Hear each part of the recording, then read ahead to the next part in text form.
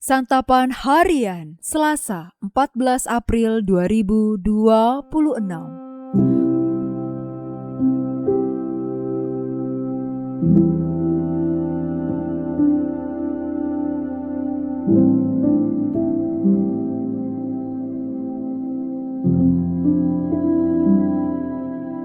Inilah program Santapan Harian, sebuah program yang mengajak Anda menelusuri isi Alkitab, agar Anda menemukan makna firman Tuhan sesuai dengan konteksnya.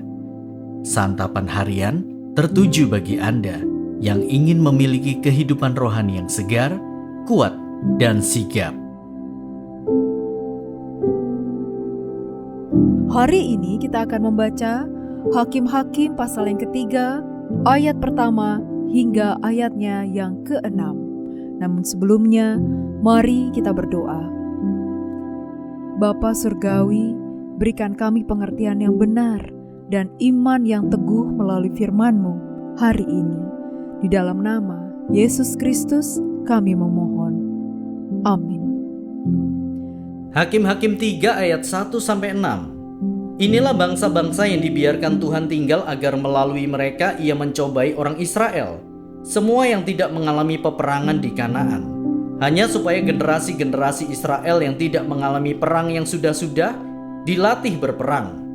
Kelima raja kota orang Filistin, semua orang Kanaan, orang Sidon dan orang Hewi yang tinggal di pegunungan Libanon, dari gunung Baal Hermon sampai ke Lebo Hamat. Mereka tetap ada supaya melalui mereka orang Israel dicobai untuk mengetahui apakah mereka mendengarkan perintah-perintah yang Tuhan berikan kepada nenek moyang mereka dengan perantaraan Musa. Demikianlah orang Israel tinggal di antara orang Kanaan, orang Het, orang Amori, orang Feris, orang Hewi dan orang Yebus. Orang Israel mengambil anak-anak perempuan mereka sebagai istri dan memberikan anak-anak perempuan mereka sendiri kepada anak-anak lelaki mereka, serta beribadah kepada ilah-ilah mereka.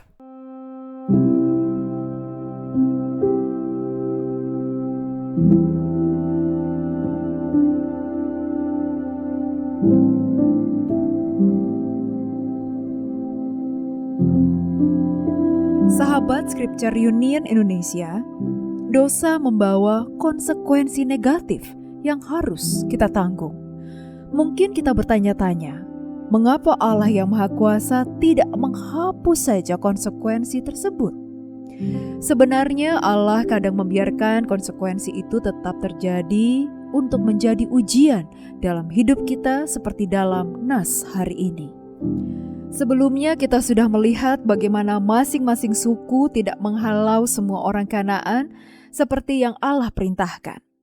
Nas hari ini dimulai dengan pernyataan, inilah bangsa-bangsa yang dibiarkan Tuhan tinggal agar melalui mereka ia mencobai orang Israel. Dua kali dikatakan bahwa Allah mencobai pada ayat pertama dan orang Israel dicobai pada ayat keempat.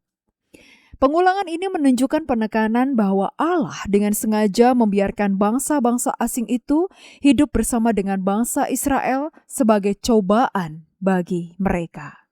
Cobaan pertama bertujuan untuk melatih generasi yang belum pernah mengalami peperangan di Kanaan untuk berperang, yakni untuk menumbuhkan keberanian dan kekuatan dalam menjalankan perintahnya. Cobaan kedua bertujuan untuk membuktikan apakah mereka mendengarkan perintah yang ia berikan kepada nenek moyang mereka dengan perantaraan Musa. Sayangnya, dalam cobaan yang kedua ini mereka gagal. Mereka tinggal di antara orang Kanaan, saling menikahkan anak-anak mereka dengan orang Kanaan, dan beribadah kepada ilah orang Kanaan. Kata cobaan di sini adalah sinonim untuk ujian, dan kata yang dipakai dalam bahasa Ibrani bisa berarti ujian. Kita melihat Allah memakai akibat dari ketidaktaatan sebagai ujian selanjutnya. Kita tidak sempurna dan tetap berdosa. Dengan demikian, kita harus hati-hati dan menyiapkan diri untuk menerima ujian dan cobaan karena dosa kita yang sebelumnya. Satu kesalahan yang kita lakukan dapat menyebabkan rentetan ujian dalam kehidupan. Marilah kita berupaya untuk mempersiapkan diri supaya kita dapat berhasil dalam ujian-ujian yang bisa muncul dalam hidup kita. Mari kita berdoa. Ya Tuhan, penuntun langkah kami, ajarilah kami untuk setia mempersiapkan hati sebelum ujian datang mengetuk. Teguhkanlah iman kami dalam hari-hari yang tenang, agar ketika badai tiba kami tidak goyah. Bentuklah karakter kami dalam disiplin. Isi kami dengan hikmat dan keberanian, supaya setiap ujian menjadi jalan pertumbuhan.